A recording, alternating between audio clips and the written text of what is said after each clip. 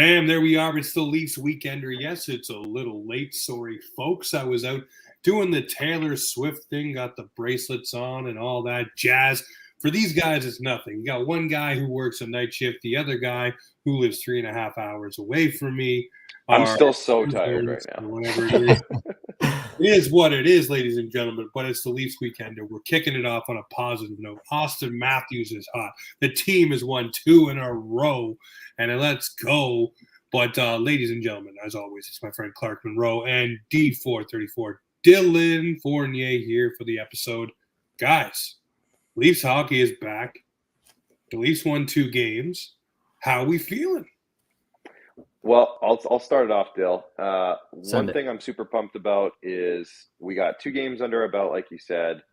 Let's just put the opponents aside for a second. They scored 6 goals and 7 goals. Yes, one of the 6 was a shootout, but that's fine. They scored 12 goals. Did anyone else ever have problems adding 7 and 5? It just doesn't work in my head. They have 12 goals in 2 games and then a shootout, so we'll call it 13. And we won't talk about the goals against until later. That's for another topic in the show. But, one of the biggest things that we wanted to see coming into this season in our preseason episodes and our summer episodes was let's get this offense off on the right foot. Let's get them pumping goals in early. I want to see these guys clipping at an early rate. And that is what we have gotten as a fan base. We have gotten the offensive explosion. We're seeing guys looking great early on, putting up points and getting off on the right foot. So just generally, that's what I'm most happy about is just the fact that we have seen 12 goals in 2 games, and it doesn't look like they're going to be slowing down in the next couple weeks either. So let's just keep it going. Full revenge tours on the way. Austin Matthews is on full throttle right now. He's just gonna chase the MVP trophy, I guess, and that's about it. I feel like there's just a whole new presence to the forward group, and I don't know if it's because of the grit that's in the lineup or like maybe that's why Austin's going off. He just feels comfortable being in the lineup. He feels comfortable not having guys running him down every single game, and he can just go out there and be himself. Isn't that a funny thing, eh? I've said that a few times, how Mr. Austin Matthews may have wanted a guy or two to keep the old flies off, and we've seen it in the 2 games. Ryan Reaves bringing the pump for 2 games so far, fighting. And then you got guys like Bertuzzi and Domi, not afraid to push guys around or even just throw punches with gloves on. So It really works well here. Well, and we saw who he gave the belt to, so I think that speaks for itself too. Ryan Reaves, baby. Come on now. The Reaves effect. I've said it a few times. We'll get into that here in a few minutes in the GPU. But the week that was saw the Maple Leafs take out the Montreal Canadiens in a shootout, battling back twice from 2-goal deficits, which is something this team had a little bit of trouble with the tail end of last year. They would get down and not be able to find themselves the way out of it. They got the energy. They found their way out of it. They did it twice. They won in a shootout. Maggie Mitch getting it done with the Zoomies. And then we flip it over and we go over to the Minnesota game. And it looked like a lot of Leaf games. They were allowing Minnesota back in, but then all of a sudden they said, no, hold on. We're going to put the skate blade to the throat and really just chop this thing off and get it done, which is what they did. I look at both of these games and say there's obviously room for improvement, Leaf Nation. Don't get me wrong. But we're 2 games in. Allow things to come together. We all know the first month of the season, it's kooky dook hockey. The scores are always out of whack. Teams are trying to find their defense. You're playing against full NHL rosters. Lines are trying to gel. Defense pairings are trying to find their footing. Goaltenders are facing shooters that are not their own teammates that they've been facing through basically training camp and most of preseason. So now they got to get back to, figuring out a Jack Hughes or figuring out a Cole Caulfield or figuring out Connor Bedard, who's coming in, who's brand new as well. So all of these things take some time to get that flow. Let's just say the flowetry through the lineup, but we got 2 wins in the bank. We haven't got out of the gate very well the past couple of seasons. So let's take baby steps and just appreciate that we got back-to-back wins. Got Connor Bedard coming in. It's going to be exciting. Obviously, he's going to want to put a statement in the mecca of hockey here in Toronto. He's going to want to do something big. But we'll get into the week that was. What do you guys think of those two games as a whole? Obviously sloppy defensively, but like we just said, it will tighten up. But Dylan, what do you think of the two games so far? What you were able to see, I guess. I mean, every lunch break that I was on, I was watching every goal. So it was really a highlight reel for me, to be honest. So I can't say Sometimes much. that's the best way to watch them. Exactly. I was there's this guy at my work. He doesn't know anything about hockey, and I pull up the Ryan Reaves fight, and he's like, "Oh, what you got there?" And I'm like, "This is fighting on ice." And he's like, "What? How do they do that?" I'm like, "I don't know. They just do it, man."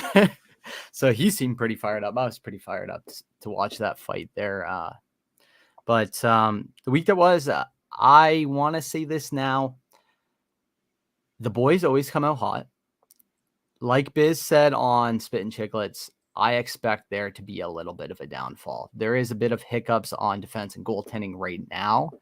I think we'll win one or two more. And I think you'll see Leafs Nation go from the very high that we're on right now right back down to even keel, and you'll watch bandwagon. You'll watch Leaf Nation lately because they're not on a high. They don't like the 2 wins that we got. I've never seen a fan base more unhappy about 2 wins in my life.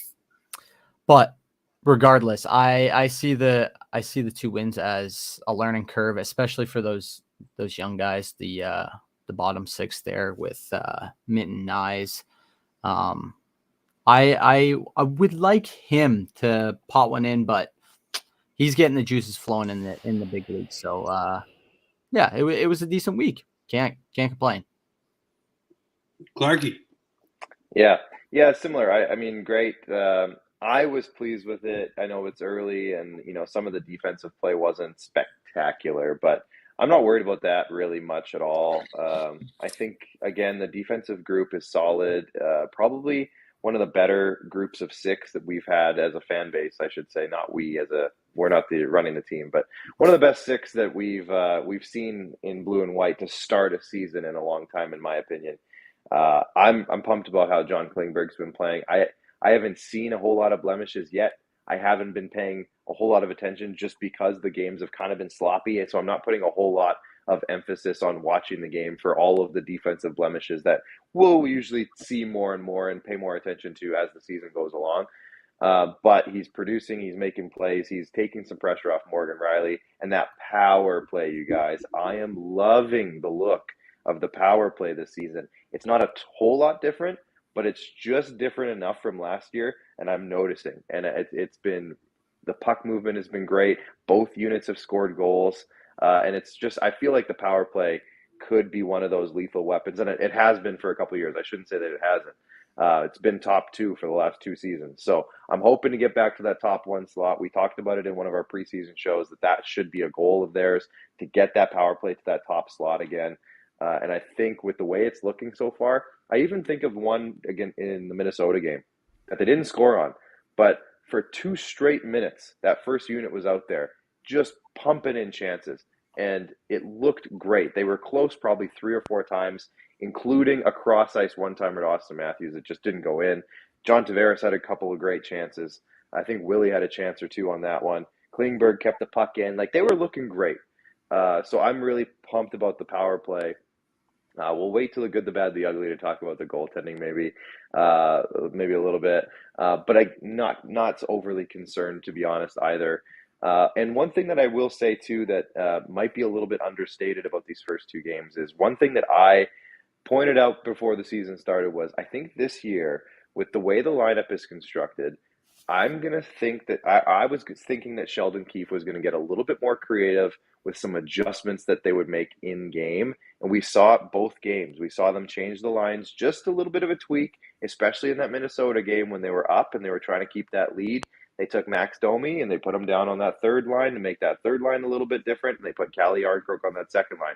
Yarncroke scored right away on that after that change. Not that that's the reason that he scored, but he scored right away after that change, and that line was a little bit more defensive as well. And I just think we're going to see that. And one guy, and James, we talked about this on Wednesday, I'm pretty sure, David Kampf, I just think that they're going to be using him a little bit more. They signed him to too much money to just just plop him on the fourth line with Ryan Reaves, where they're probably not going to, no, I'm not saying anything bad about Ryan Reaves. Relax, James. I see your face over there. But I will say they're not going to put Ryan, yeah, exactly. They're not going to put Ryan Reaves out when they're up 2 goals late in the game. That's a David Kampf job. So I think they're going to have to find a way to maximize David Kampf as the season goes along. But we'll get into that, I'm sure. That's a long-term discussion we can have later in the season. Overall, first 2 games, loving the power play, loving the goal scoring, loving Austin Matthews. Willie looks great. Tavares looks like he's involved. The lines, I'm loving how they're 2 games for Tavares. Exactly. I'm loving how the lines are looking early. I like the young guys, Nyes and Mitten. Mitten's probably not staying too long. I'm just going to say that now. Again, another conversation for a couple weeks from now. But really, really happy with the first couple games. Very entertaining. Before I send it to you, James, I want to give a shout out to my buddy Johnny. He ended up making it to Saturday's game, and I got a text on my break. And it was after the first period, Austin had scored 2 goals. And I was like, oh, the hat trick in the second game might be on the table. And I get a text from him. He's like, Dylan, I know you got me this hat. Is it okay if I throw it on the ice? And I'm just like, yeah, of course. And he's like, okay, love you. Have a good one. I was like, love you too, buddy. Have a good one. And after the game, he texted me that he owed me a hat. And I'm like, dude, I gifted you that hat. You don't owe me anything. So Johnny, you don't owe me anything. I'm glad that you got to toss the hat that I gave you onto the ice.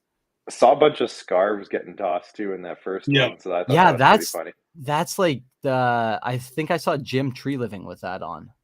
I think it was the giveaway. I think they were giving them away. Yeah. Yeah. So people just threw them on the ice for the hat trick. I thought that was hilarious. That's funny. So, I'll say this. I'm happy that we got the 2 wins, and the Reaves effect will be talked about here very shortly. But I agree with you. You don't put him out late. You're not looking for him to do anything foolish. But we'll talk about him in a little bit longer. But one thing that did, and Dylan, my harp on this, it's the face-off thing that really concerned me over the first 2 games. That's the only thing that really concerned me. If you go down the face-off line, if you go down the face-off line for game number 1, a guy you pay $11+ million to take your face-offs on your first line is at 35.29%. Yikes. Here we go. We're getting into face-off percentage. And then David Kampf, again, himself, supposed to be your defensive center, at 38% on the dot as well. Those numbers are not great. Now, Austin Matthews did on Saturday night pick it up over the 50% mark, which is great. But he lost more, Mr. David Kampf, at only 25% on the draw. So if he is counted upon as your defensive center, 25 and 38% does not cut it. And I know it's game 1 and 2, but that is supposed to be his bread and butter. He's supposed to be a defensive center on the 3rd or 4th line. So winning that draw is paramount, because where does he usually start, guys? In the defensive zone. So that is a key metric that really does need to be ratcheted up. I know it probably will be, but those are numbers I watched a lot last year. And with my one knock against Pontus Holmberg, he was always below 50% on the draw. And that is just something you cannot have, especially in the playoffs, if you're going to be a checking line center or a 4th line center that is usually starting in the defensive zone. You have to be on that dot.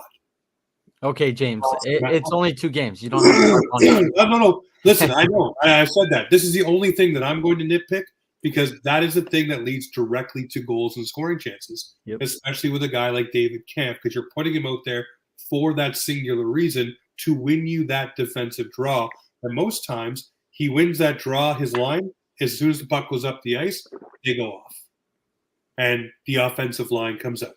So I know we're 2 games in. This is the only thing I'm nitpicking, because I watched it go to actual goals on the ice in these 2 games when those draws are not won. And for Austin Matthews, usually his draws are starting in the offensive zone. If you're clicking in at 38%, well, then if you're on a power play or you're doing whatever and you're losing those draws, you're not getting that offensive time for your line either. You're battling to get the puck back, and by that time, your shift is probably over. so you're not maximizing Austin Matthews when you lose those draws. That's my only nitpick. By the way, John Tavares, looking pretty damn good on the dot. Of course he is. I'll put that out there. Same with Fraser Minton. Not too shabby. Really? One thing I will also add, if you don't mind, is fire it off.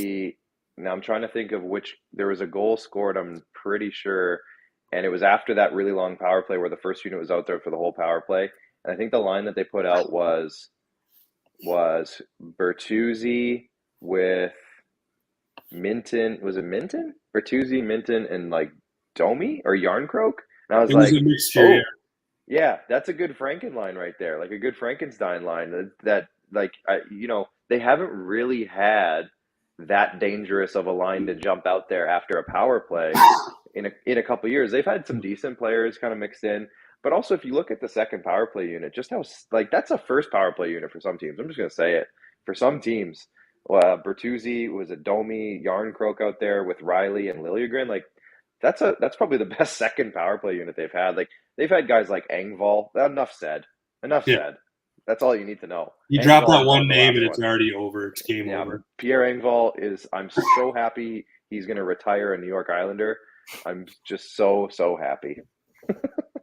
I didn't realize Minton's height. 7 years. I thought he was shorter.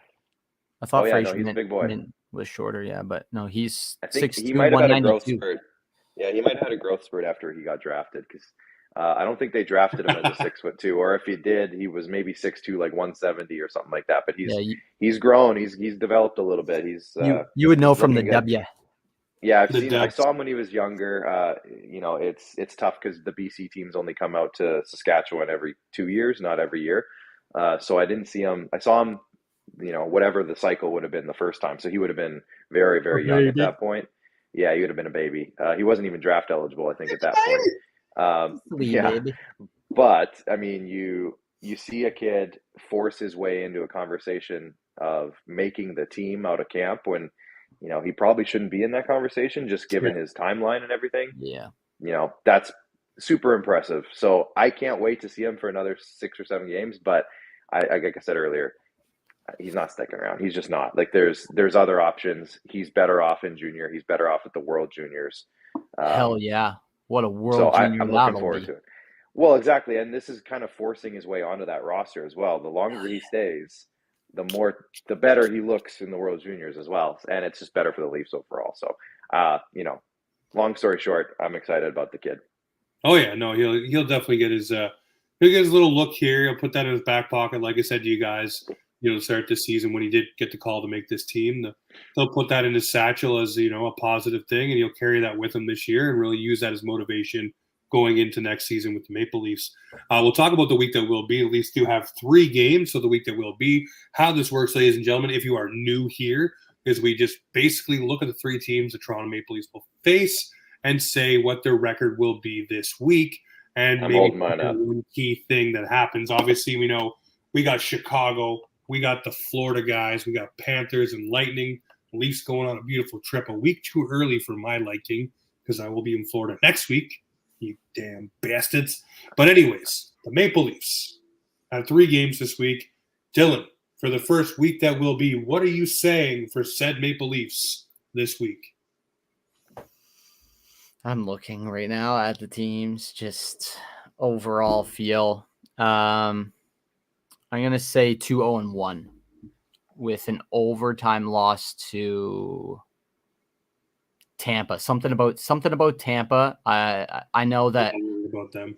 I know that their goaltending isn't at a high right now, but most of the whole team is there as far as I'm concerned. Maybe I'm mistaken, but no, it looks like most of the team is there. So they've got guys stepping up at the right opportunity in Tampa. So I'm going to say 2-0-1. Still squeaking out 5 out of 6 points. So yeah, it wouldn't be bad at all. No. I'm going to say they're going to put a John Klingberg in the wing column, guys. That's a 3. That's a Dyan Phaneuf. Oh, no, I think John Klingberg surpassed Dyan Phaneuf in popularity already in my book. No, I was a big Dyan guy, so I'm not going to say that. But I'm looking at this week. I'm looking at Peter Mrazek. I'm looking at a banged up Florida Panthers. Is it Bob and looking at Meta probably or probably. I just saw it. I'm not fully sure what's going on with Florida's goaltending. Like Spencer Knight, I think he's back, but is he back? And then they have Anthony Stolars. So like we might see Anthony Stolars. So either way, Florida's banged up. They don't have Ekblad. I think there's two or three other guys who are out. Montour is out, I think. Sam Bennett and Montour. Sam Bennett. So you know what? I'm looking forward to it. I just saw Minnesota, who the Leafs just beat. I just saw Minnesota beat Florida in their home opener. Now Minnesota looked great in that game, but you know what? I think Florida. This is the time to play Florida as much as possible because they are banged up. And then again, Tampa Bay. It's going to be. Is it Matt Perkins? Is it Parkins? I don't even know his name. Who? Or Tompkins? No, Tompkins. No, that's Chicago.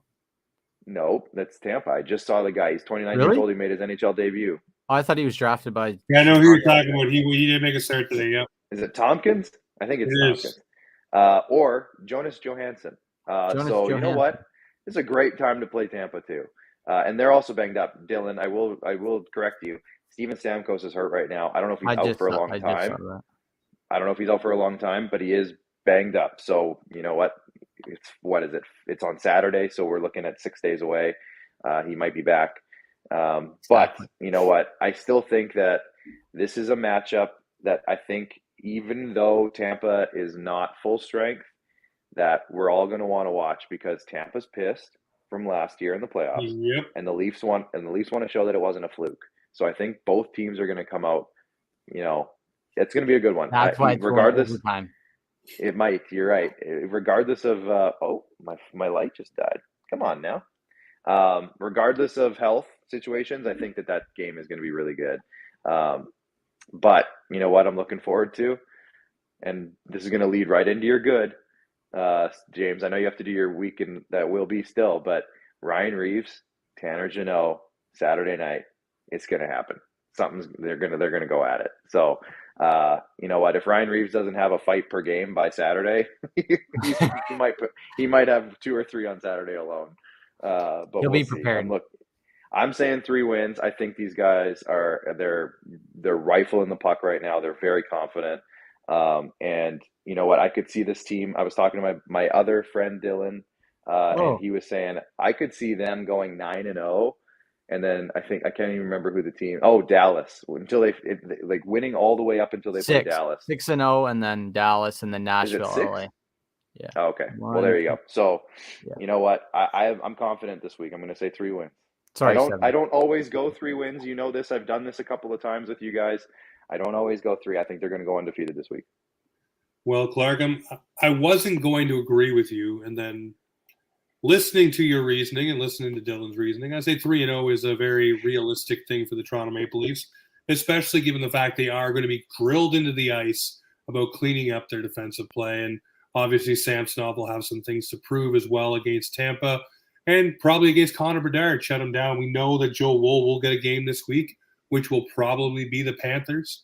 So I thought they said that he was starting tomorrow. Maybe I'm mistaken on that too. I would assume he might, but what I saw from Mark Masters today, Samsonov was the starter. Oh, okay. We'll see. I will say I kind of like that, just because Chicago, but it's at home. You give Sammy all 3 home games to start the season, all spaced out nicely. By the way, this is probably the best schedule I've seen the Leafs get to start a season in a long time. If you guys remember last year, they started 3-4. 3 games and 4 nights last year to start the season, and then they had a back-to-back like 2 weekends in. They had a lot of back-to-backs last year.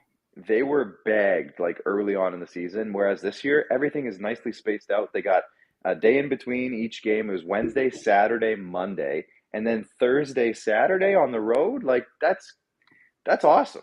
Like that's a great schedule. I don't think I've seen a good a schedule. They don't have a back-to-back until November 10th and 11th. I was looking at the other night. That just hasn't happened in years. So really, really happy about that as well, as a fan base, I would assume. But it's a great chance to get Sammy some really good starts early on. And then on the road, you probably give Joe Woll like 2 or 3 starts on that road trip. I would think. No, I definitely fully agree with you. Just refresh my feed to make sure that I wasn't talking out of my ass. And yes, I thought I saw. That's why I said it. I David wouldn't have also said it if I both didn't. putting him think as the starter in their lineup projection so far. So, I mean, that could change tomorrow. But generally, when those guys put out those lines, you can pretty much go to the bank with it. So we'll see what happens. But that is the week that will be for the Maple Leafs. 3 games. 2 of us going 3-0. Dylan giving the Leafs a overtime loss. So we'll see who ends up being right next Sunday. I will not be here, but I'll hear these guys talk about it. And we'll see how wrong or right we were. But now we slide into the GBU, the good, the bad, the ugly with the Maple Leafs so far this week. And the good, I don't care. It's the Reaves effect, period. End of story. And I got blown up a little bit on TikTok with a video that I made talking about the Reaves effect. There's so many people saying it's good. So many people saying, oh my God, you know what, you're right. So many people saying, you're out to lunch, you're crazy, this guy sucks. What are you talking about? Here's the thing. Yes, he plays like 8 to 12 minutes a night. Cool. Guess what? In those minutes that he plays, he's effective.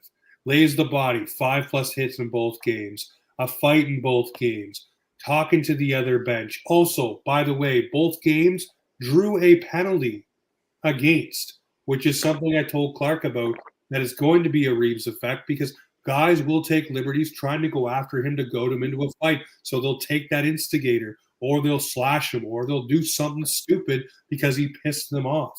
And he's done that in spades. And the reason why Austin Matthews handed him the belt and said, hey, this is because of what you've done and the energy he brings. No, it's not just the music. Hello, Dion Phaneuf did that once upon a time too. But he also is just bringing energy. But one thing that I've really done on my videos lately is I've highlighted the fact that Ryan Reaves is a lightning rod for the media. And who does that leave alone? All of the stars and all of the problems and all of the issues.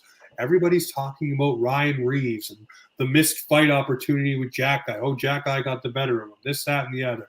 Oh, he fought again in Minnesota, and he's barking. He's doing this, doing that. They're not talking about Austin Matthews too much. Obviously, Austin Matthews scoring goals. But I'm saying they're not talking about it. When have you heard William Nylander's contract brought up the past couple games? You haven't. So I'm just like, may I ask? Do you think it's job? Do you think it's because his shirt's always off in the dressing room and they're just flocking to that, or?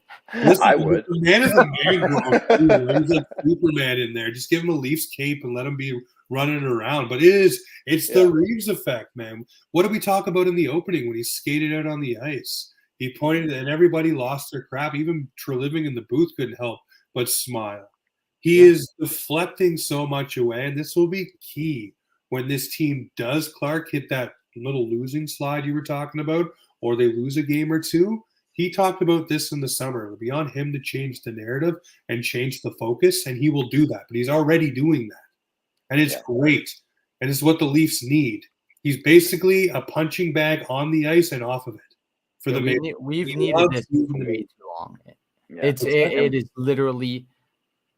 We have hit the expiry date on how long we have needed this. Like it is something that, like, you know, you wish you could bring back Colton Orr, but it's like, he's in the past. Like, you know, I will say though, Dale, energy that I've never expected. Yeah, I will say this about like the Colton Orr, Fraser McLaren, Jay Rosehill era, because I feel like, you know, we had those guys for a while. Those guys. I'm not going to say Ryan Reaves is like a Selke candidate by any stretch. No, but they couldn't handle the media. Those guys couldn't play. Like, they weren't good. Reaves can skate, boys. Reaves can move around out there. He can do a couple of things. I mean, ask Freddie Goudreau how he feels after that hit from Ryan Reaves, by the way. But I mean, Ryan Reaves, yes, okay. We're going to see for the entire season, and for, you know what, honestly, for the next 3 years, we're going to see, I hate to use this term because I also like analytics and I appreciate what they do. We're going to see the nerds on Twitter constantly saying, oh, but his line were outshot, they were outchanced, the blah, blah, blah. And it's like, oh, well, like, really? Did you see everything else? Did you see the way the boys got behind him? Do you see the boys, and we talked about this on Wednesday, James, did you see the boys getting into the scrum with Tyler Bertuzzi when Tyler Bertuzzi got in there. It's because they have this level of confidence they haven't had, and Dylan, you said it, for a long time. Yeah. This is something that Ryan Reaves does. Even if he's not on the ice, he's there. They feel him. They build off of him. They know he'll take a number. They'll know exactly if something goes down. Guess he's who's like guess who's he watching? sits them down, and he's just Guess like, "I who's got watching? you, boys." This is like the big brother who's sitting upstairs in the room, and he looks out the window and he sees his little brother getting picked on, and the next day he goes out there and he smacks a kid because he took a number, and that's exactly what Ryan Reaves does. He's that, not a babysitter, but he's like the hall monitor. He's out there just, are you out of line? He keeps the guys, he's checking on people, making sure they got their hall pass, and if they don't, he's gonna smack them. That's probably not what hall monitors do. I've never had a hall monitor in my life. that is not what hall monitors I don't think do, kids but... are out there getting smacked in the hallway Back for to not class. having a hall pass. But that's what he does. And you know what, James, like I've said this a couple times, this is like the line I'm probably going to go back to all the time. He might only play 8 or 9 minutes a night, but he's playing 50, 51 on the bench all night long. And he's out there, and that's more important than a lot of the nerds who are going to say he got outshot. And again, I hate it because I appreciate analytics. I'm on that side of the fence. But if you're going to come at me on Twitter, and I didn't get personally attacked yet, but I probably will at some point.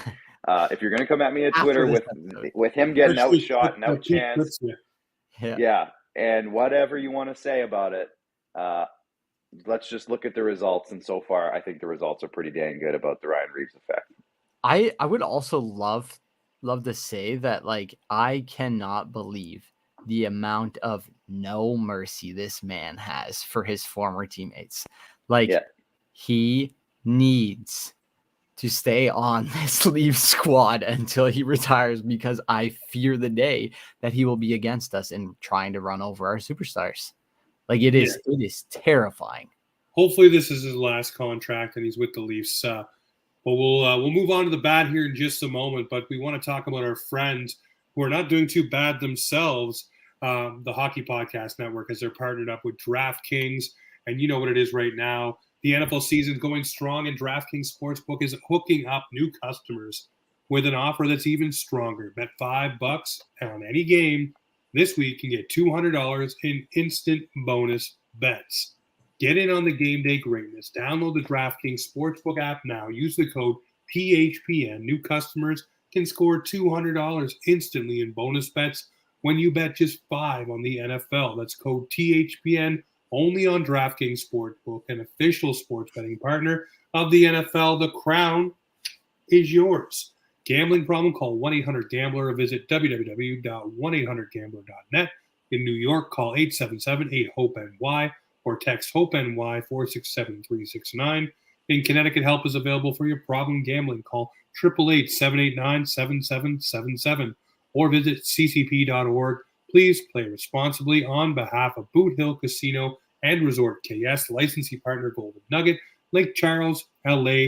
21 plus, age varies by jurisdiction, void in Ontario. Bonus bets expire 168 hours after issuance. See sportsbook.draftkings.com/football. Terms for eligibility and deposit restrictions, terms and responsible gambling resources. So check out our pals over at the THPN, the Hockey Podcast Network, and DraftKings. Get in there with the code THPN.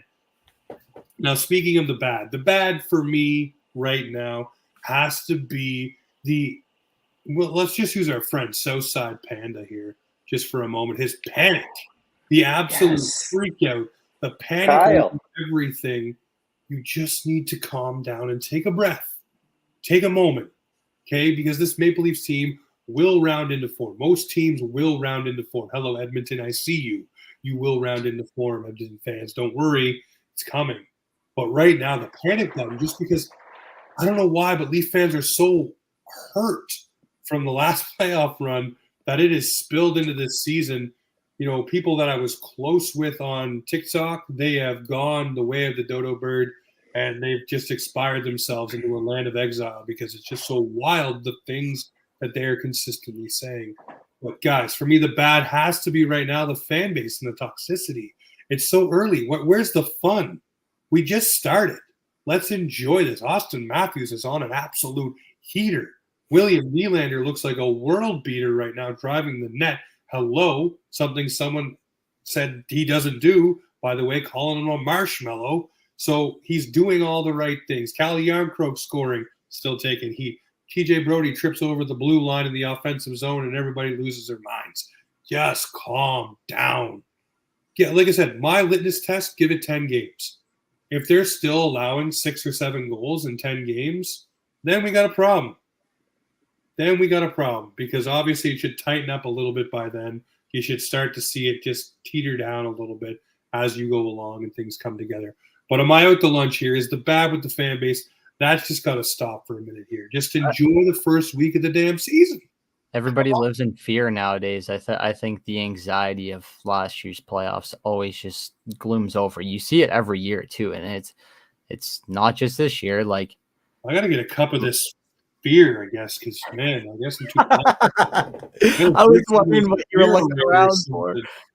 Someone to grab me a glass of the negativity so I can join in the fun. Like, geez. No, don't do it. Don't do it. Don't go to the dark side. Listen, man, I'm about to be like our sponsor, Boxing Rock, and throw some fisticuffs. Let's go. Oh, get into it.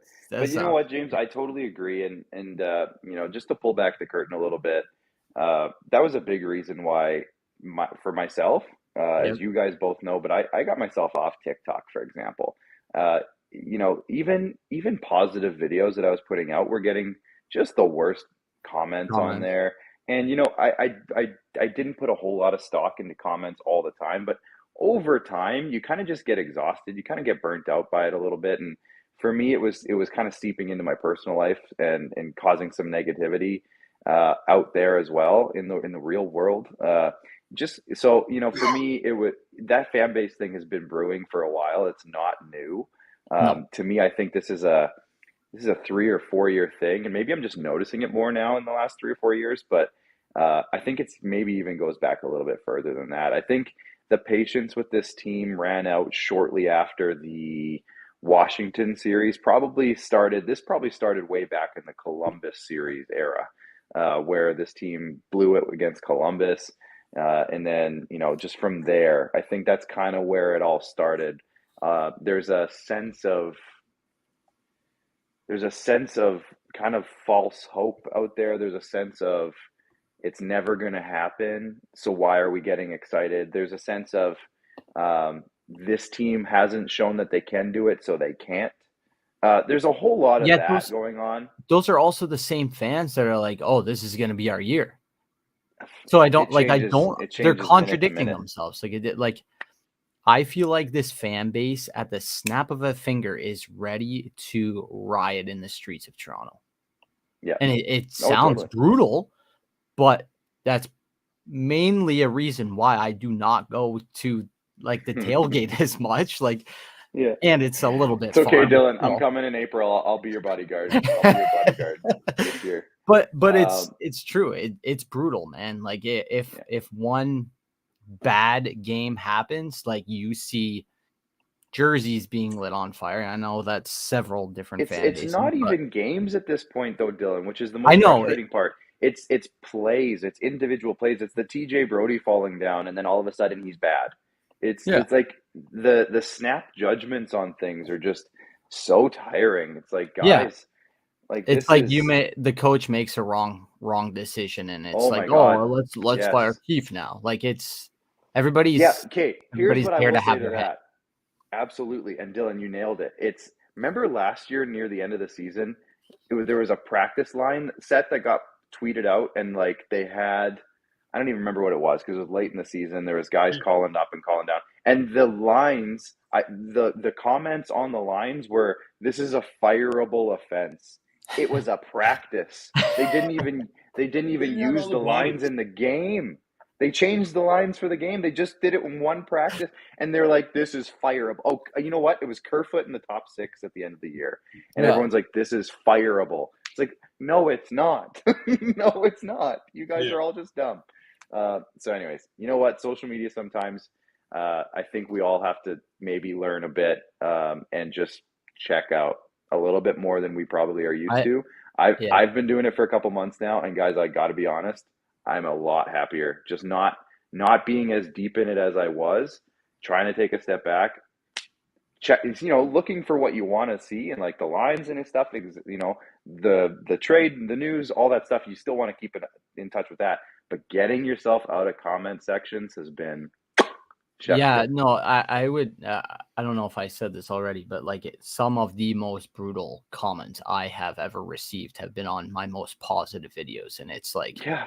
and it's just attacking me for no apparent reason. So it gets to you personally. And I know that we've had several people in our TikTok little group that have said that it's tough and they need breaks. Like it is hard and it's brutal. So yeah. I'm back to just killing them with the Stop cut. taking everything so seriously, everybody. Stop being Yeah. what is it? What is the generation? Gen X? Is that who I takes don't know offense anymore. to everything? Anyways. Stop being a goddamn pessimistic Pete, because Pete, we miss you. Yeah, where's Pete? Listen, shout out, by the way, I want to do a quick shout out to Pete, actually. Those beautiful videos you're seeing of me and Clark being cut up from last episode, that is Pete just learning a new system and kind of in behind the scenes being our version of Jesse Blake, putting things together and, producing the clips. So pessimistic producer Pete, I mean, that's a whole lot of PPs, but that's okay. Triple P, baby. Triple P. We'll get it done. But I wanted to shut him out. Listen, the GBU, usually we slide in something ugly where we just talk about what we talked about. There is no ugly this week. There's no ugly. It's 2 games. Just pump the brakes. Okay? Want to talk about something ugly? Okay, fine. We talked about the face-offs already. It's done. Over with. We'll pick out something ugly for the next one. But that's the GBU. That's the good, the bad, the ugly. We do it every single week. Make it easy this week. Off the glass is usually just a topic each that everybody brings to the table. It's the first week for me. All I'm going to say for my topic here is let's just talk about what Dilly wants to talk about off the hop, guys. Let's just big up Austin Matthews, who came into this and just went rah, and showed his Maple Leaf chest and said, listen, I'm feeling healthy. I'm feeling good. I'm scoring goals. I'm looking like the guy 2 seasons ago who absolutely lit the league on fire. And I'll say this, Clark, because I said it to you, and Dylan, I said it to you last year too. Tell me now that there was not something hampering Austin Matthews all of last season. 100% couldn't agree, but there are also a few factors that could be helping, like the Ryan Reaves effect. We talked about it. I also want to shout out Chris Versteeg. I think he talked on, I forget whose show. It was JD Bunkus' show, yeah. And he made JD Bunkus just ears perk right up when he said what he said. Yes. When Matthews is on, there is no stopping him. And it is utterly true. There is something about this man's aura that is unstoppable. Like that wraparound, who tries a backhand wraparound? I'm going to be honest. I wouldn't try that. I know I'm not the best hockey player, but I was going to say. I think 98% of the guys in the league wouldn't try it. I'm going to be honest. Listen, I fully agree with you with Austin Matthews full of piss and vinegar. But the thing for me is look at the exit velocity off his stick for the releases. It is way different than it was last year. Tell me I'm wrong. But there's snap power is there again. There's got to be some chip on his shoulder. Like he's out here to prove that, like, like the video Connor might have had the trophy last year, but hold my beer this year, Connor. I'm gonna take it again. But Austin Matthews ain't drinking no beer. He's probably got some protein shake or something. He's probably got a bubbly at least. Yeah. But James, I think on this show a couple of years ago when he was on that torrid pace of 60 whatever goals he ended up getting, 62. I called him a robot so many times that season. I'm like, this guy's just a robot. He's a machine. He doesn't look normal. I mean, and you got to remember too, Dylan, like there's something about him. He is also like 6'3", like 225. Like he's built. But I've met him. I know. And like 25 pounds of that is in his wrists. Like the guy has a bomb for a wrist shot. Like he's just built differently than so many different players. And you don't often see, there's a few of them out there, but you don't often see guys of his size as strong on the puck as he is, as quick as he is, as good with his stick as he is, and as good with his hands as he is. Like he's got such a deadly, lethal combination of skill that you just don't see very many guys having. Like Leon Draisaitl probably has a similar skill set and size, Evgeny Malkin has a similar skill set and size. I would There he also is. like to say, I think Matthew Nyes is really following in his footsteps. Oh yeah, Oh yeah, no, Austin. yeah. Yes. He's looked really good. He showed some really good signs. Really good defensive player. I think he's going to be a really nice defensive player growing as he grows and develops. But again, can't say enough good things about Matthews. And 100% there was something wrong with him last year. Because even, last year, how many times did we say, you know what? That's not a one timer that he often misses, or he That's usually not a picks that Scotty Woodson. corner. He usually picks that corner or whatever. He usually beats the goalie on that last year. This year, I mean, is 70 out of the question? I don't want to get too cocky, but I mean, think he saw what McDavid did last year and says, "I'll raise you a beer." And speaking of raising, by the way, on the word of Austin Matthews, the Maple Leafs must have hired someone new to run their Twitter account because they are on fire. They use the "He's Not Human" lady from the airplane that got all the flack in the summer to point out Austin Matthews' goals. They put her up there, and everybody was like, "Oh my God," because she said that person's not human. And they put that, they said in response to Matthews, and they put a picture. And they used a Breaking Bad reference. They put Breaking Bad season 4, episode like 3 or 4 or 5 or something. And then they put a specific timestamp. And if you go to that timestamp, the quote that is being used at that very moment is "somebody cooked here." And that was Austin Matthews jumping into the glass after a goal or something. And the quote is "somebody cooked here," like as if like you let him cook. Let him cook. Yeah. He's cooking. Damn. Like whoever it is, James, they did some research in the summer. They got some material, and I can't wait to see what else they come up with. Oh man, the social team looks great, and especially when Matthews is good. Can I ask you guys one thing? I noticed something about his. I don't want to say undergarments because it's not his undergarments. It's his. What are you talking about here, Dale? It's on his wrist. So in the picture with the belt, it's not normally like I have them. They're like plastic in these little cuffs, but he has like what almost looks like what some medieval guys would wear, but I know it's not that. It's like mesh type stuff. Probably Kevlar. Yeah. So, which is like bulletproof vest essentially material. And what that does is it's a little bit more flexible than like a plastic, which of course, a lot of wrist guards, a lot of guys don't wear wrist guards because they're that hard plastic and you can't and it really would prevent you from doing everything. Kevlar is a little bit more flexible, so it's probably and lighter probably as well. So you have a little bit more maneuverability with that. And I think knowing Austin Matthews, like I've heard some stories about how he constantly changes out his gloves because he likes dry gloves. I can't imagine he would want any restrictions on his wrists whatsoever. So I think that's probably what it was. Yeah, I was just thinking that's probably unless he's wearing like wrist weights during the game, just working out his wrists during the game. I don't know. Could be.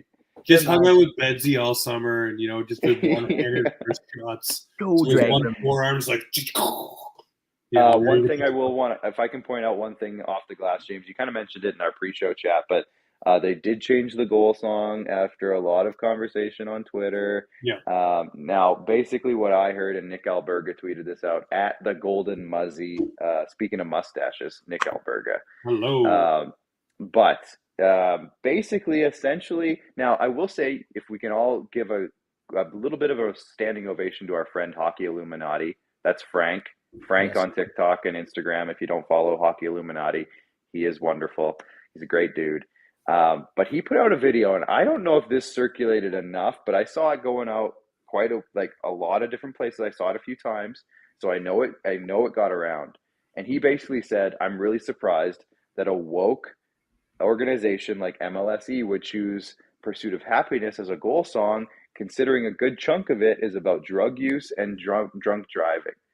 Just so happens, a couple of days later, they switched the song to Doop Doop Doop, it's a solid goal song. I've heard a lot of junior teams use it over the years. I don't think an NHL team has ever used it. It's big over in Europe as well. So I know about European teams use it, or like World Junior teams. I've heard them use it in the past. So it's a very safe song. There's a lot of crowd engagement in it. And I honestly kind of think it's better than the Pursuit of Happiness one. I didn't mind the Pursuit of Happiness one, but I giggled a little bit when I saw Nick's tweet about the fact that they changed it because somebody complained that it glorified drunk driving.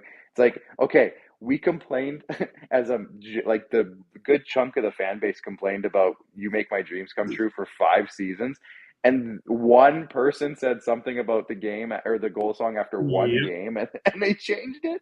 Like, who did you have to talk to? Why didn't we just figure this out 5 years ago? But I kind of like it. Now they're gonna probably do other songs There'll throughout the be year, another so one we'll see. tomorrow for the next gen game. So Oh, it's tomorrow next gen game. I do believe they were practicing in their black attire this Yeah, weekend. So I saw that, but I thought that was obviously going to be something Saturday, has and to then be they coming didn't do it. soon. But So. yeah, I hope they Let's do. see I love what those Bedsy blacks. coming You know, in. I love those black jerseys.